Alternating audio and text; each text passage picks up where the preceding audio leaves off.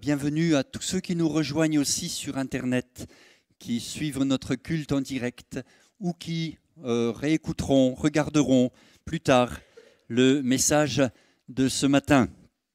Le message de ce matin fait suite à celui de dimanche dernier avec ce thème principal, central, le thème du pardon. Et on a dimanche dernier, j'ai insisté sur le fait de la repentance qui précède le pardon. Dieu nous pardonne quand nous nous repentons, quand nous confessons nos péchés, quand nous nous reconnaissons coupables, et que nous plaçons notre confiance en Jésus, alors son pardon nous est accordé. C'est comme ça que le pardon divin fonctionne. Le pardon humain également.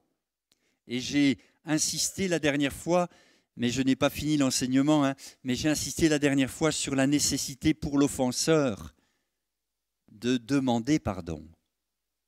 De demander pardon. L'offense, c'est quelque chose de grave. L'offense qu'on a faite à Dieu en péchant, c'est très grave. Au point que ça a amené Jésus à la croix. Et l'offense entre les humains nécessite aussi, ça c'est le meilleur cas de figure quand même, que l'offenseur vienne demander pardon. C'est quand même beaucoup plus facile de pardonner quand l'autre reconnaît et demande pardon. C'était une première partie de l'enseignement de la semaine dernière. On va donc continuer. Je commence par une citation que j'ai lue cette semaine, j'ai bien aimé. C'est Ricardo Sanchez qui dit « Le diable connaît ton nom, mais t'appelle par ton péché. Dieu connaît ton péché, mais t'appelle par ton nom. » Amen. Le péché, ce mur de séparation, a été abattu par Jésus à la croix. Et le pécheur que tu es, Dieu te connaît par ton nom et t'appelle par ton nom. Le diable te rappellera toujours ton péché. Oppose-lui ce que Jésus a fait pour toi à la croix et crois dans le pardon de Dieu. Il faut que je vous raconte une anecdote, elle est authentique. Elle se passe le 6 juin 1944 à 6h45 sur une plage de Normandie. C'est le débarquement, c'est le jour du débarquement. La première vague d'assaut débarque à 6h36 avec 1450 soldats répartis dans 36 bateaux à fond plat, des barges. Les libérateurs, une fois sortis du bateau, doivent parcourir 500 mètres à découvert avant de pouvoir se trouver un semblant d'abri. La barge, immatriculée PA 337, avec 40 soldats, débarque à 6h45. Et en moins de 10 minutes, 39 sur les 40, 39 soldats de cette barge tombent sous la mitrailleuse d'un dénommé Fritz Wunderlich. Un seul Américain, du nom de Stargel, sort indemne de ce cauchemar. Un autre cauchemar est en train de naître, et celui-là, c'est dans la vie de Fritz Wunderlich qu'il se développe. En quelques minutes, il a 17 ans, c'est un ado. En quelques minutes, il vient d'enlever la vie à 39 personnes. C'est la première fois qu'il est au front. C'est la première fois qu'il tire. C'est la première fois qu'il tue. Pour un baptême du feu, c'est un baptême de mort. 39 jeunes hommes à terre en un seul coup de mitrailleuse. Bien entendu, on dira, mais c'est la guerre. On entendra les responsables dire, mais tuer ou être tué. Certes, Il y a beaucoup de gens qui parleront de l'instinct de survie, mais tout cela, ce sont que des mots qui ne retirent rien au cauchemar du jeune Fritz Wunderlich. Il est fait prisonnier. Il ne pourra plus jamais oublier ce qu'il a vécu ce matin-là, et ce, tout au long de sa vie. On va faire avancer le curseur. On arrive en 2002. C'est beaucoup plus près de nous, hein. Soit 58 ans plus tard. Fritz Wunderlich est encore hanté toutes les nuits par ces images de jeunes soldats tombés sous ses balles, avec un numéro de barge qui l'obsède, PA 337. Les scènes mémorisées à jamais que le devoir à accomplir, tout comme le danger imminent, ne pourront jamais adoucir d'aucune manière. Alors il est là au mois de novembre 2002, en Allemagne. Il regarde un documentaire sur le débarquement de Normandie et il entend le témoignage d'un homme qui raconte son cauchemar. 39 de ses amis sont tombés autour de lui à la sortie de la barge numéro PA 337. Il décrit la scène en détail. 58 ans après, le choc est terrible pour Fritz. Il laisse tomber à terre la télécommande du téléviseur. Il a face à lui le seul survivant de la barge PA 337, un dénommé M. Stargel. Après de longues semaines d'hésitation, Fritz décide de prendre l'avion pour les États-Unis, à la rencontre de Stargel. Il se retrouve, et là j'ai du mal à la raconter parce que ça me bouleverse chaque fois. Il se retrouve bientôt devant sa maison. Des enfants jouent au ballon. Indéniablement, il y a du bonheur ici et de la joie de vivre. Fritz frappe à la porte et un homme de 75 ans, heureux, épanoui, ouvre et demande à ce monsieur ce qu'il veut. « Vous êtes monsieur Stargel ?»« Oui, moi-même. Je suis Fritz Wunderlich. J'avais 17 ans, le 6 juin 1944 sur Omaha Beach, quand à 6h45, j'ai fait feu sur la barge numéro PA 337. J'ai fait ce voyage d'Allemagne jusqu'aux États-Unis, jusqu'à vous, pour vous demander de me pardonner de cet acte horrible qui hante toutes mes nuits. » Stargel et Fritz tombent tous les deux dans les bras l'un de l'autre et pleurent, l'un de regret, l'autre de joie, celle de pouvoir pardonner. Stargel raconte qu'il croit en Dieu. Depuis le drame du 6 juin 1944 à 6h45, il n'a pas laissé sa vie entre les mains de la haine, de la vengeance, et qu'au lieu de subir, il a préféré vivre. Dieu a reconstruit sa vie, ses pensées, et lui a permis de fonder un foyer avec le privilège de rendre témoignage dans les écoles, dans les entreprises, dans plusieurs villes et villages de sa région, d'où le documentaire.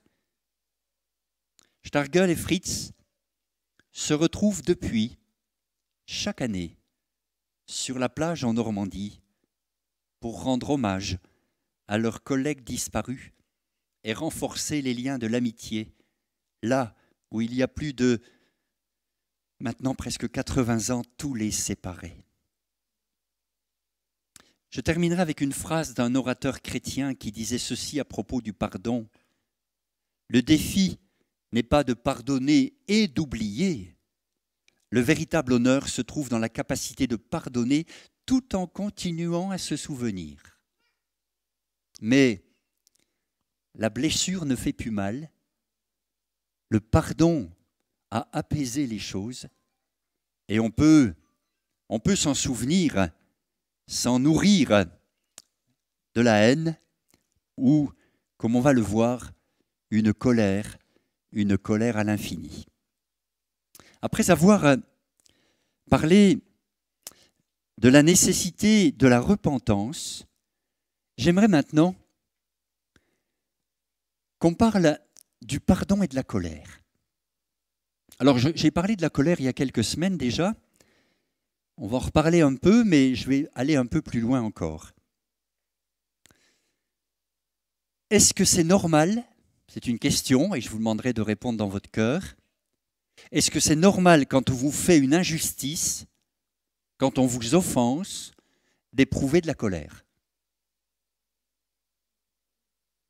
Moi, dans mon cœur, je crie, oui, j'ai le droit d'éprouver de la colère. Donc, parlons-en un peu parce que cette colère est légitime et, comme souvent, on considère la colère comme négative. On a un problème et on la nie, on la refoule.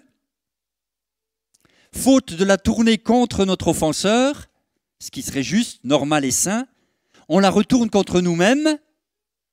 Et même si ça dure, laissez-moi vous dire que certaines maladies psychosomatiques, l'asthme, l'ulcère, l'hypertension, les colites, la migraine et surtout la dépression frappent à la porte. Il nous faut comprendre que une fureur refoulée explose toujours, tôt ou tard. Des fois 30, 40 ans plus tard. Mais tout ce qui n'est pas dit, tout ce qui n'est pas exprimé, est très dangereux à l'intérieur. C'est même prouvé par le monde scientifique et médical, c'est quelque chose de négatif qui nuit à ta santé. On a donc tout avantage à l'exprimer, à l'identifier, à l'exprimer. Le texte biblique dit « Tant que je me suis tu, je me consumais ». C'est vrai pour la confession de nos péchés, mais c'est vrai pour toutes les émotions, et la colère en est une. La colère n'est pas un péché, la colère est une émotion, et vouloir la réprimer, vouloir la taire, vouloir l'empiler au fond de son âme en disant « Allez, je prends sur moi », eh bien, ne fera pas du bien à votre âme. Alors, je creuse un peu, si vous permettez, et je vous renvoie à votre enfance. Dans votre enfance, est-ce que vous aviez le droit à exprimer votre colère ? L'homme qui vous parle ce matin peut vous témoigner que dans sa famille, ma famille, la colère n'était pas permise. Et quand je m'exprimais en colère, on me tapait dessus. Et on me disait cette phrase qui s'est imprimée en moi, « Tu es méchant ». Donc pas le droit de se mettre en colère. Ma mère disait « 3, ça m'aurait suffi » en parlant du nombre d'enfants. J'étais le 4e. J'avais quand même un peu de colère. Alors je faisais des bêtises pour me faire remarquer. Pan, je prenais les coups. Donc, personnellement, je peux vous témoigner que la colère qui n'était pas permise à la maison, on devait être sage. D'ailleurs, tous ceux de ma génération savent de quoi je parle. Les vieux, comment on nous appelle ? Les seniors, d'accord. Les vieilles branches. Ben oui, il fallait être sage. Et la colère était réprimée. Alors, quand c'est comme ça, et heureusement, je crois qu'on peut le dire aujourd'hui, l'enfant doit apprendre qu'il peut être en colère et continuer à être aimé. Dis-moi ta colère, si vous êtes parent, faites-le avec vos enfants, dis-moi ta colère, l'enfant va vous expliquer avec ses mots, mais ça va lui faire du bien d'exprimer sa colère. Là, je fais un peu d'éducation parentale. D'ailleurs, l'Église a un créneau à occuper dans le domaine de la parentalité. Apprendre à élever nos enfants. Je referme la parenthèse, c'est un autre sujet, mais comment l'enfant aujourd'hui peut être en colère, peut exprimer sa colère, ça n'empêche pas qu'il est aimé. Bien.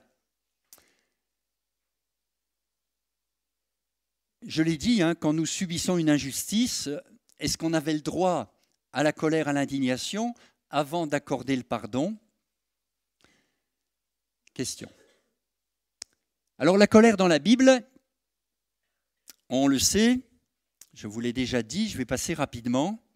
Il y a une bonne et une mauvaise colère. Ça a déjà été dit. Orgueil, qui est la colère-émotion, qui est l'expression normale de l'injustice, c'est la bonne colère. On la retrouve dans plusieurs textes. C'est la colère que Dieu éprouve face au péché des hommes.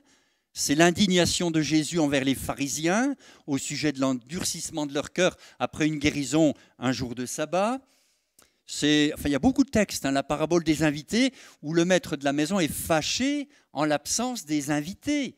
Il dresse la table, il invite et ils ne viennent pas. Il est en colère, orgueil. Et puis, il y a Timos, une colère violente, celle-là, une colère agressive. La personne s'emporte, parfois avec fureur, et peut devenir très dangereuse, très violente. On retrouve aussi ce mot dans d'autres textes, et je crois que ce n'est pas à imiter. Hérode s'est enflammé de colère et a fait tuer tous les bébés de Bethléem. Et il faut éviter cette colère, elle est négative. Donc orgueil, Timos. Maintenant, on va aller vers un autre texte pour un petit peu creuser encore plus. Il y a ce texte d'Éphésiens 4, 26. Mettez-vous en colère, et c'est le mot orgueil qui est employé.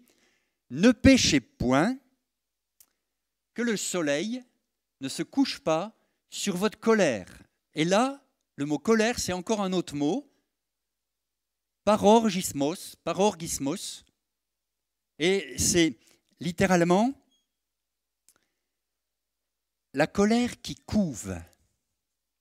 Le traducteur a traduit de cette façon, ne vous couchez pas sur votre colère. On pourrait dire, ne couvez pas votre colère. Vous savez comment la poule couve ses œufs? Eh bien, voilà, ta colère, tu l'as mise là et tu la couves. Tu dors dessus, c'est ton oreiller. Tu l'entretiens. Tu l'entretiens. Cette colère-là, elle est effectivement négative, dangereuse. Je sais qu'elle peut être existentielle, elle peut te donner une sorte d'identité, mais je te dis tout de suite que cette identité, elle est fausse. Ce n'est pas la bonne identité. Et à couver ta colère, eh bien, tout ton être va en être infesté. Vous avez vu que le texte original ne donne pas de « si vous vous mettez en colère », mais « mettez-vous en colère, mais ne péchez point, que le soleil ne se couche pas sur votre colère ». Je connais un couple qui pensait qu'il ne fallait pas que le soleil soit couché avant que les problèmes soient réglés dans le couple. Eh bien, ils ont retardé souvent le coucher du soleil. En fait, le soleil se couchait quand même. Et ils voulaient absolument... Non, mais ce n'est pas ça que dit le texte. Et quand je leur ai expliqué, ça change tout. Ne couve pas ta colère. Ne couve pas ta colère. Alors, je vais vous demander intérieurement de ressortir les dossiers. Les dossiers qu'on a empilés, qu'on couve.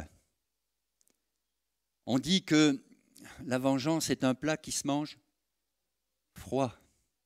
Ça en dit long sur ces gens qui gardent leurs arguments sous le coude. Ils couvent leur colère. Et quand ils parlent, c'est assez vite, facile de discerner comment ça fonctionne chez eux. Je reviens sur la colère envers les enfants. Faites attention, vous les parents. Si vous vous mettez en colère sur votre enfant, la Bible dit quelque chose d'intéressant. Père, n'irritez pas vos enfants. Ce qui est valable, comment dire, pour l'enfant qui doit exprimer sa colère, l'est aussi pour vous. Vous avez le droit de dire « je suis en colère après toi ». L'enfant peut entendre et comprendre que ce qu'il a fait a mis papa en colère. Mais restez dans le verbal, s'il vous plaît. Exprimez-le, ça vous fera du bien à vous. Et puis, ça renseignera l'enfant, effectivement. Mais n'allez pas jusqu'à l'irriter, au sens négatif du terme, à le condamner. Il y a quelque chose à régler, il y a un dossier à ouvrir, il y a des choses à dire, effectivement. Mais assurez-vous d'être dans la bonne démarche vis-à-vis de votre enfant quand vous éprouvez de la colère à son égard. Je connais beaucoup de papas qui ont sorti les massages. On appelle ça comme ça maintenant. C'est plus les fessées, c'est les massages. Bon, parce que les fessées sont interdites. Alors, tu veux un massage? C'est permis, vous n'aurez pas un procès. Enfin, il y a des fois des claques qui partent sans explication. L'enfant va être irrité. Il ne comprend pas. Je crois qu'on a besoin de se parler. Et dans ce domaine particulièrement du pardon et de la colère éprouvée. Je prends un autre exemple. La colère vis-à-vis des parents, quand on est adulte. Il y a un texte qui, dans le cœur des chrétiens, est très connu. C'est celui-ci. Honore ton père et ta mère. Et il y a en plus une promesse, afin de jouir d'une longue vie dans le pays que l'Éternel, ton Dieu, te donne. Honore ton père et ta mère. Est-ce que ça veut dire... Enfin, qu'est-ce que ça veut dire? J'ai eu dans mon bureau à plusieurs reprises des jeunes femmes dont le papa, dont le père s'était mal conduit à leur égard, dont les parents avaient été toxiques pour eux. Elles avaient un problème avec ce verset biblique. Je ne peux pas honorer mon père et ma mère. Ils m'ont tellement fait de mal. Alors, n'ayant pas trop d'arguments, si ce n'est que dire, mais c'est la parole de Dieu. Tu vas obéir, oui? Ça ne marchait pas. Alors, je suis allé creuser un peu, et voici ce que signifie honorer. On a trop souvent confondu honorer son père et sa mère et les vénérer. Ce n'est pas ce qui est dit.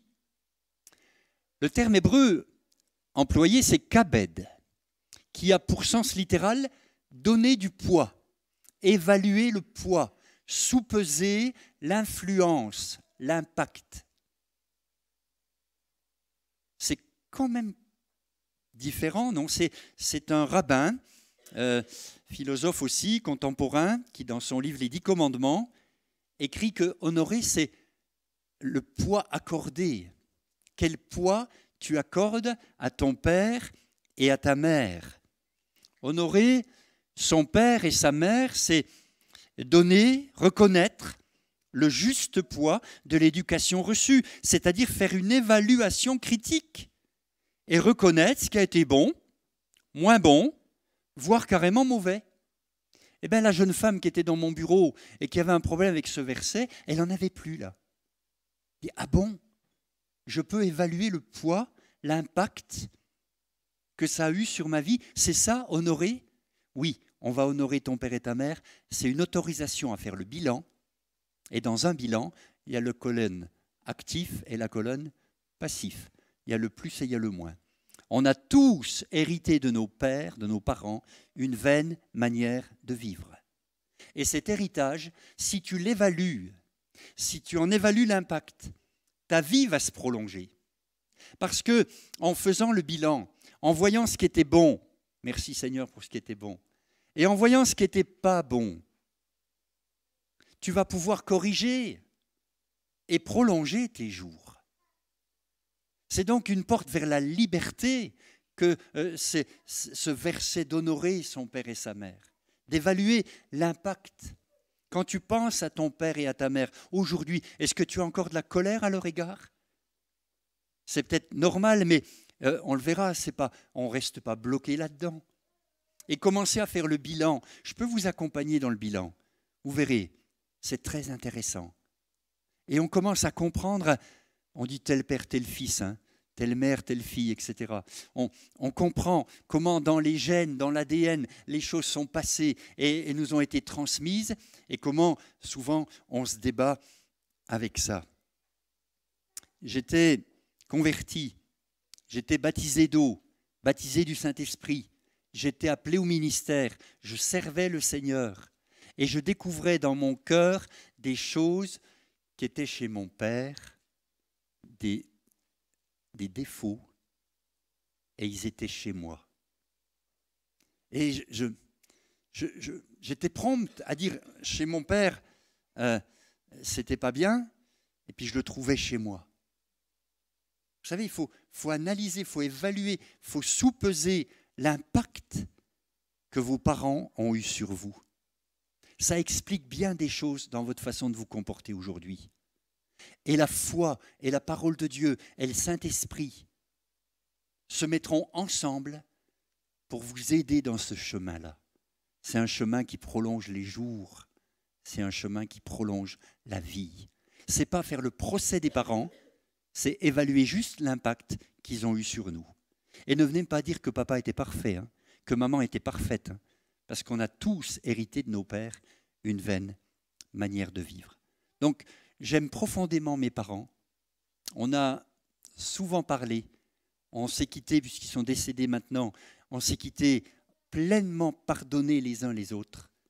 Ils sont partis auprès du Seigneur, mais quelle paix dans mon cœur de savoir que c'était réglé et que moi, maintenant, je sais d'où me viennent mes casseroles et j'ai coupé les ficelles et j'en ai laissé au bord de la route. Il y en a encore quelques-unes, pour celle-là, vous demandez à ma femme, elle vous renseignera. Mais sachez que on a tous du travail dans ce domaine. Alors, c'est donc un inventaire. C'est un droit d'inventaire. C'est un inventaire nécessaire. C'est le premier commandement et le seul auquel est attachée une promesse de longévité. Vous vous rendez compte? Vous voulez vivre plus vieux? Eh bien, évaluez le poids de l'éducation de vos parents. Et puis, prenez un peu de recul et laissez le Seigneur vous parler.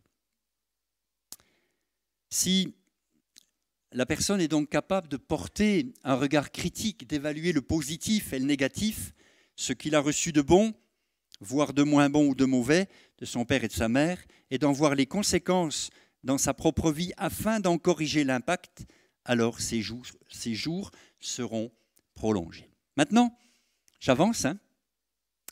Je ne sais pas à quelle heure je m'arrête aujourd'hui. Vous me faites signe hein, quand vous en avez marre. On arrête. Peut-être qu'on prolongera dimanche prochain.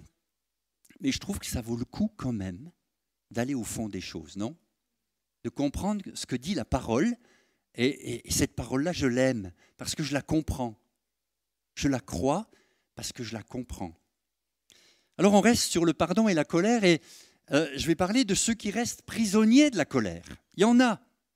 Ils sont là derrière les barreaux. La colère est devenue leur prison. Si l'expression de la colère est nécessaire au début du processus de guérison, en revanche, rester coincé dans cette colère, enfermé dans une colère chronique, va finir par freiner le travail de guérison. Mais en fait, c'est subtil, parce que la personne, elle a des bonnes raisons, selon elle, de rester bloquée dans cette mauvaise colère. Je l'ai dit tout à l'heure, sa colère devient comme son identité, son costume. Peut-être qu'on le verra un jour, mais il y a différents costumes. En particulier le costume de la victime. Et donc, elle a des bonnes raisons pour rester coincée là-dedans. Elle trouve des bénéfices à sa colère.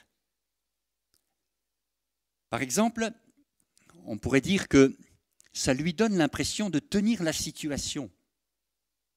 C'est prouvé cliniquement, la colère fait produire à l'organisme de la dopamine. Et vous avez entendu dopamine, une sorte d'énergie quand vous êtes en colère. Vous pouvez taper sur la porte et faire un trou dans la porte. Hein. Vous avez une énergie pas possible. Voilà. Alors, vous avez l'impression de tenir la situation. Ce n'est qu'une impression. Hein.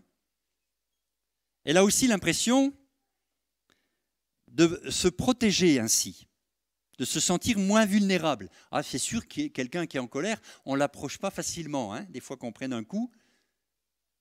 Et cette personne est donc coincée dans cette colère, et cette colère, il pense qu'elle est là pour le protéger.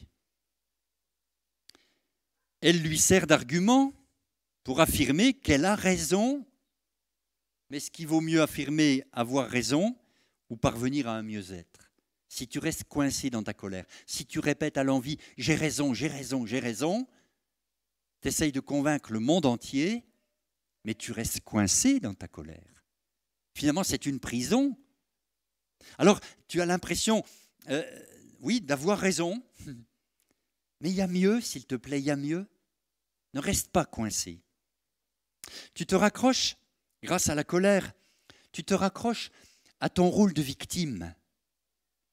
En lâchant la colère, tu vas abandonner ce rôle, tu vas ôter le costume de la victime.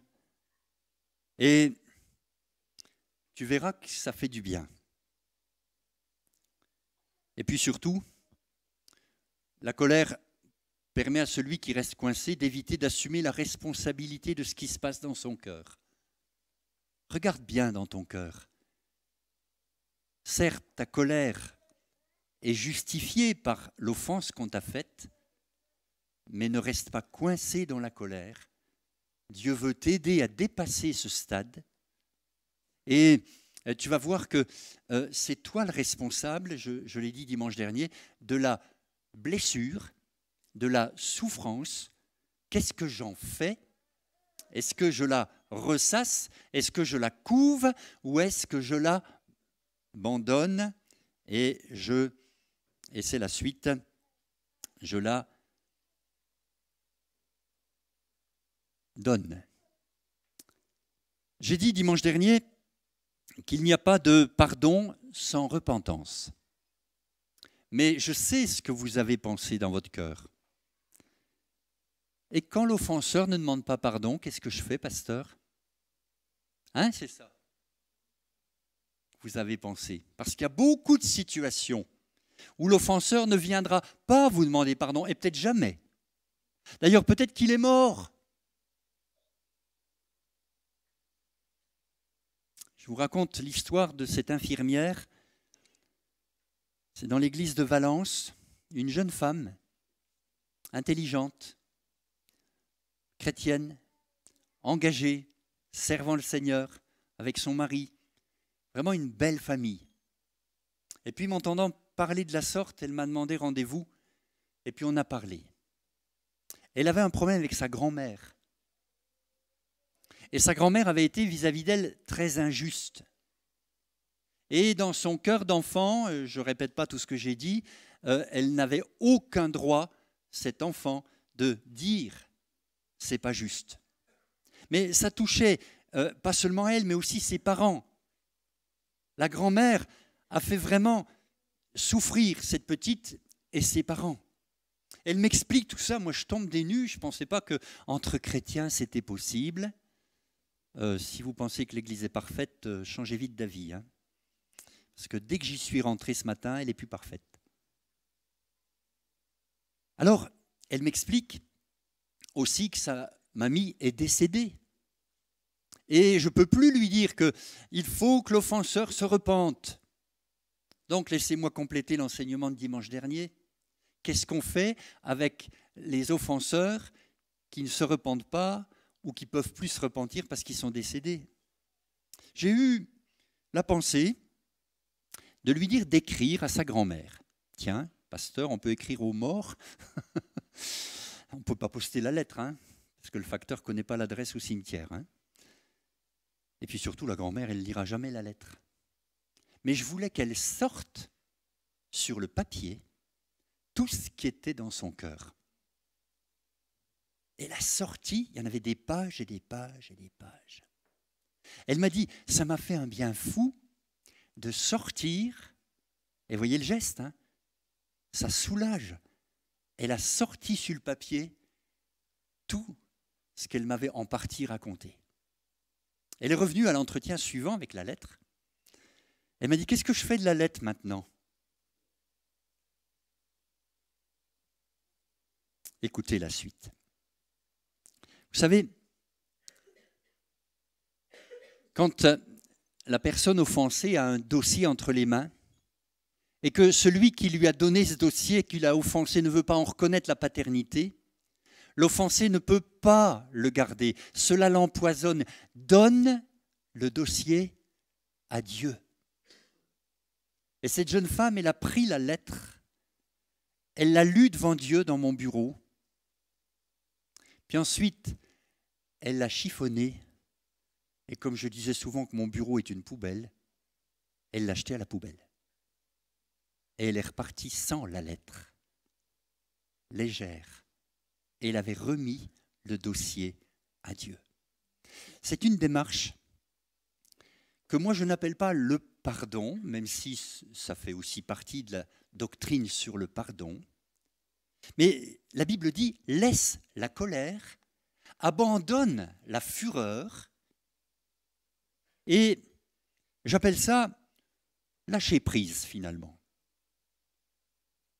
Ça rend libre l'offensé, mais pas l'offenseur. Hein. L'offenseur, il a toujours son problème. Mais toi, l'offensé, tu as remis le dossier. Et si vous pensez que je n'ai pas de texte pour appuyer ça, je vais vous en citer quelques-uns, et vous allez voir que c'est exactement ce que Jésus a fait.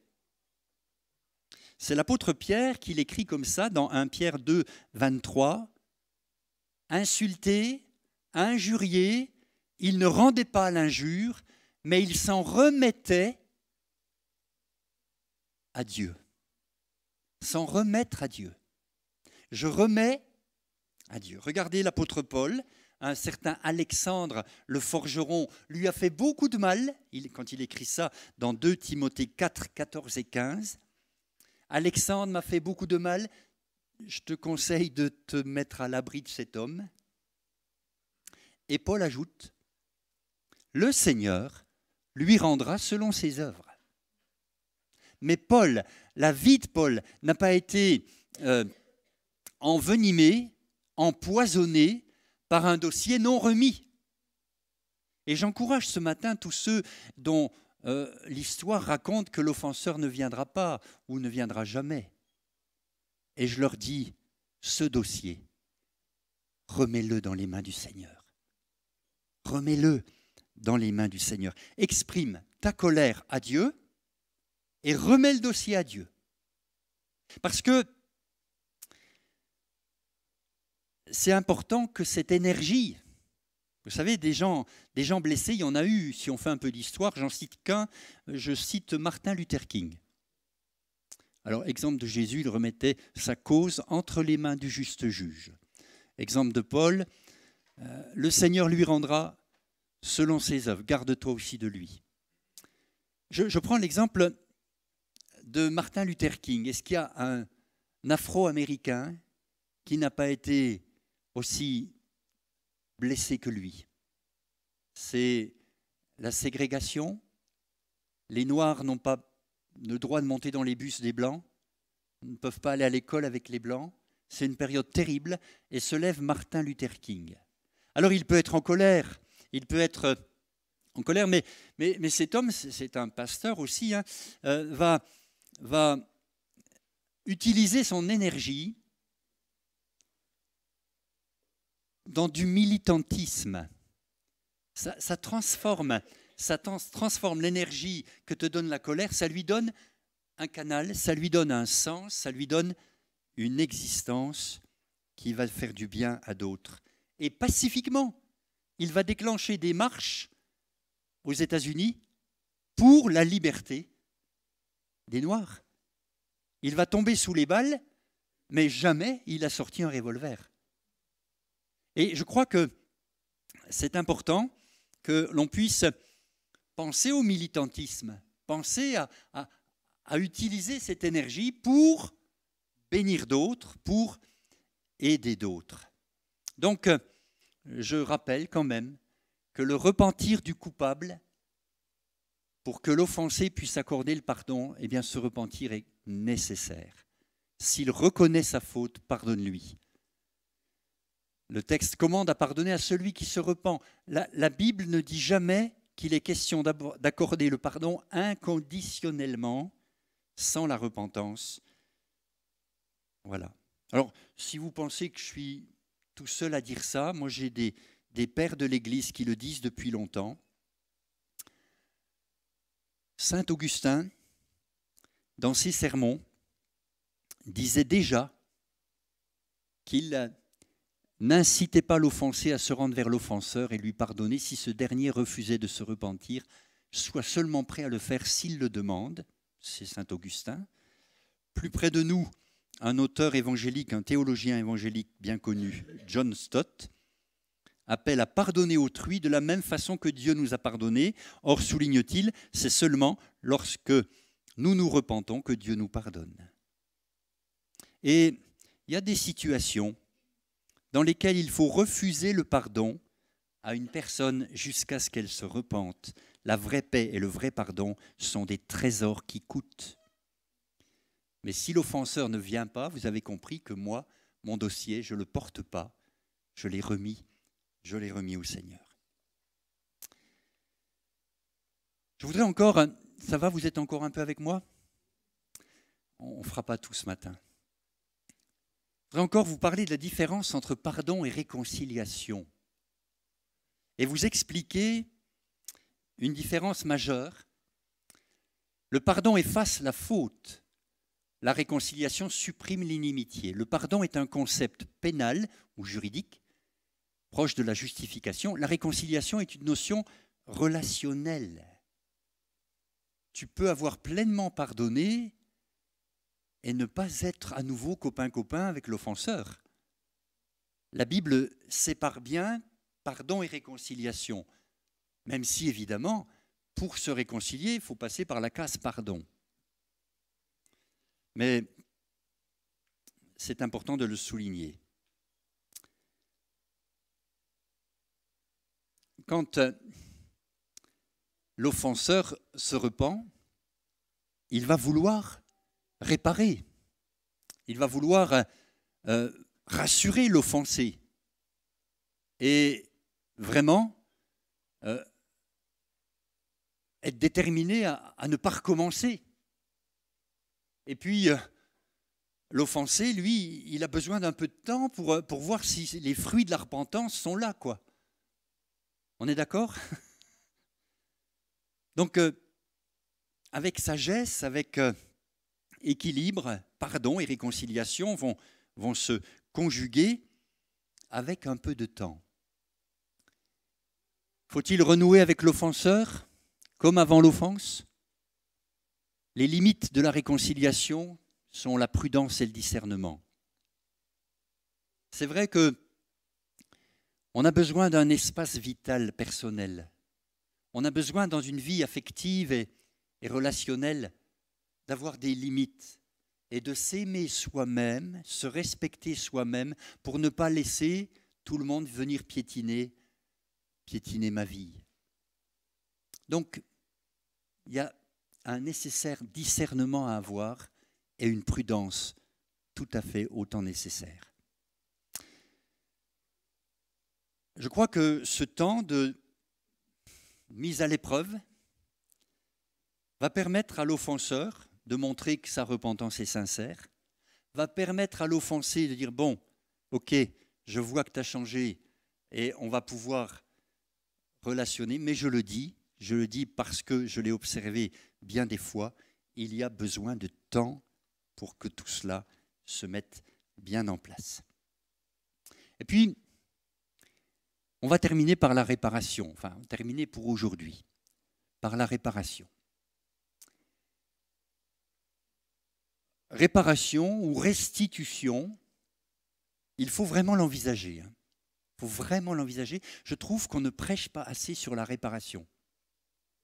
Je suis pardonné, merci Seigneur, mais tu ne pourrais pas aller réparer le mal que tu as fait? Je vous donne une anecdote toute personnelle. Je suis jeune officier dans l'armée de l'air. Et oui, j'ai encore ma casquette, hein. On a joué à Noël avec ma casquette. Appelez-moi lieutenant, hein, quand vous ne savez pas comment m'appeler. Je suis aussi pasteur, accessoirement. Le lieutenant Dominique Moureau, pendant son temps à l'école de Saintes, à l'école de l'armée de l'air à Saintes, en Charente-Maritime, pendant toute la durée de mon service, j'ai volé. J'ai volé. L'ORTF, à l'époque, l'ancienne appellation à Paris, la maison de la radio, l'ORTF donnait aux armées des coffrets entiers de musique classique. J'aimais beaucoup la musique classique. J'étais auprès des étudiants animateur de musique classique. Je les emmenais le soir au concert. Quand même, c'était la belle vie, hein. Et en plus, parce que c'était le soir, j'avais des heures de récup après. Très bien. Alors, on recevait de Paris des centaines de coffrets. Et certains, donc, en plusieurs exemplaires. J'avais les 7 symphonies de Beethoven en plusieurs exemplaires. Tout neuf, dans les coffrets. Moi, j'en ai pris un pour moi. Et puis après, il y avait autre chose. Et puis il y avait autre chose. Et de permission en permission, j'ai sorti pendant une année des coffrets de musique classique pour me constituer ma discothèque. Et quand je suis sorti de l'armée, je suis arrivé chez moi, et dans les mois qui ont suivi, j'ai rencontré le Seigneur. Je me suis converti, je rentre chez moi, et devant ma discothèque, alors j'avais acheté des casiers pour bien les ranger. Il y en avait toute une rangée le long du mur. Le Saint-Esprit me dit, c'est pas à toi. Non, c'est pas à moi. Convaincu de péché, je suis aussi convaincu qu'il faut réparer. Je suis dans l'est de la France, à Saint-Dié-des-Vosges. J'ai fait mon service en Charente-Maritime, dans le sud-ouest, près de 1000 kilomètres.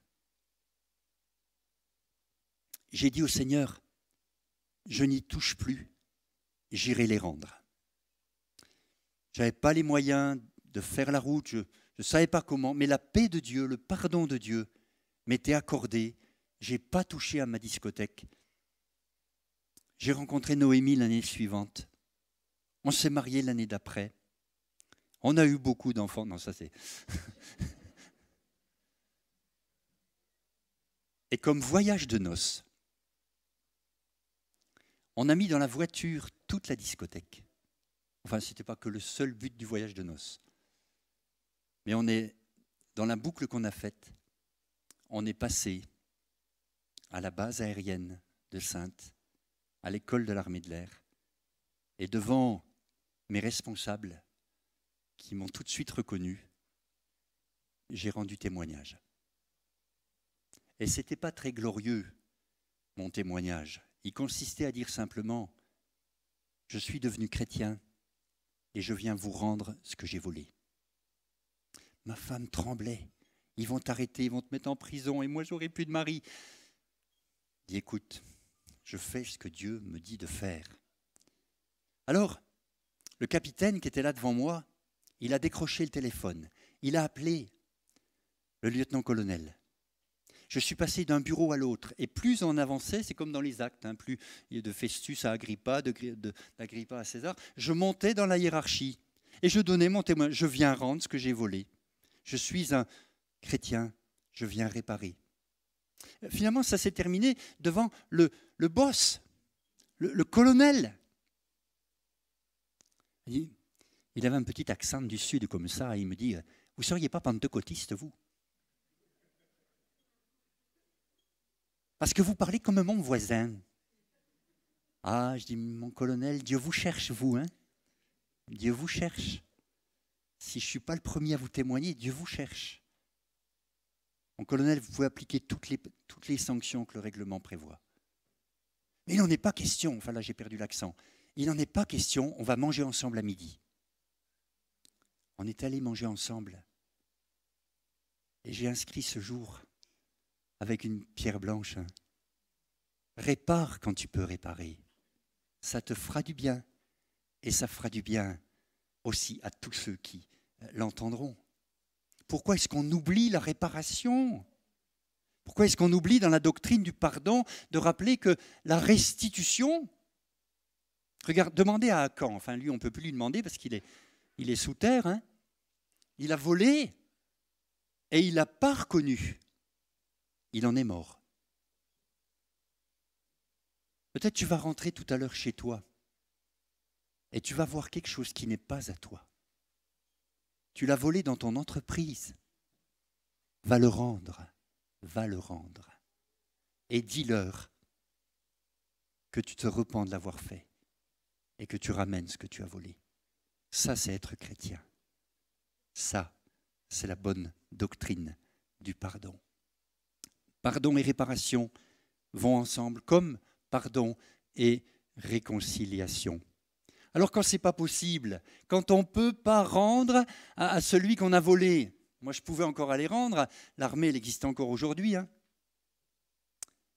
Mais si ce n'est pas possible, je pense à un cher frère pasteur qui était proxénète avant d'être pasteur, avant sa conversion et son appel au ministère. Il était proxénète. Il avait mis sur le trottoir des dizaines de filles. Comment réparer le mal fait ? Vous savez, vous pouvez donner à une œuvre chrétienne. Vous pouvez donner à la mission, vous pouvez donner à une œuvre culturelle que l'Église porte, encourage. Ce n'est pas pour racheter votre pardon, c'est pour dire je veux matérialiser ma réparation.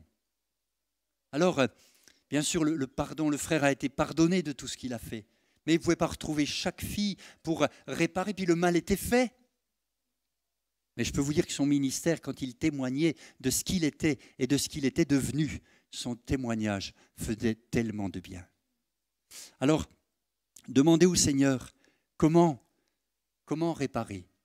Je terminerai par ce sujet de la vengeance, le piège de la vengeance. Pardonner, c'est renoncer à se venger, c'est renoncer à exercer la justice à la place de Dieu. 1 Pierre 2, 21 à 24, c'est à cela que vous avez été appelés, parce que Christ aussi a souffert pour vous, vous laissant un exemple, afin que vous suiviez ses traces. Lui qui n'a point commis de péché, dans la bouche duquel il ne s'est point trouvé de fraude, lui qui, injurié, ne rendait pas d'injure, vous voyez, il ne s'est pas fait justice lui-même, hein, maltraité, ne faisait pas de menaces, mais s'en remettait à celui qui juge justement. Lui qui a porté lui-même nos péchés en son corps sur le bois, afin que, morts au péché, nous vivions pour la justice, lui, par les meurtrissures duquel vous avez été guéris. Prenez la décision de renoncer à la vengeance. Ne vous vengez pas vous-même. Ne vous vengez pas vous-même, vous serez très malheureux après. Et même si vous avez sur le moment la satisfaction d'avoir vraiment mis un bon coup dans les côtes de l'autre, sachez que Dieu n'est pas d'accord. Jésus en a pris sur lui des injustices. Il a remis à Dieu sa cause. Il a remis à Dieu sa cause. Voilà, on a un petit peu avancé, hein. Vous voyez, ça se complète. Vous serez encore là dimanche prochain. On va voir la suite. Je voudrais que ce sujet soit vraiment du vécu, quoi. Et que cela vraiment vous fortifie et vous permette de porter ce beau nom de chrétien, c'est-à-dire petit Christ, chrétien, petit Christ. Soyons les imitateurs de Christ. Seigneur, merci. Merci pour ta parole. Merci pour ce qu'elle dit. Merci de pouvoir la comprendre par l'aide du Saint-Esprit. Merci, Seigneur, de bénir ce matin tout ce qui a été partagé, tout ce qui sera revu, relu, Seigneur, dans la suite des semaines, par tous ceux qui nous rejoindront, Seigneur, sur Internet. Merci de bénir tous ceux qui entendront ce message et de leur permettre de vraiment faire ce chemin du pardon. Vraiment de vivre pleinement ce pardon. Tu veux nous libérer, Seigneur. Tu veux qu'on soit vraiment libre. Et tu veux, Seigneur, nous enseigner comment pas à pas, pas après pas, tu veux que nous puissions avancer. Merci, Seigneur. Nous te louons, nous te bénissons. Amen. Amen.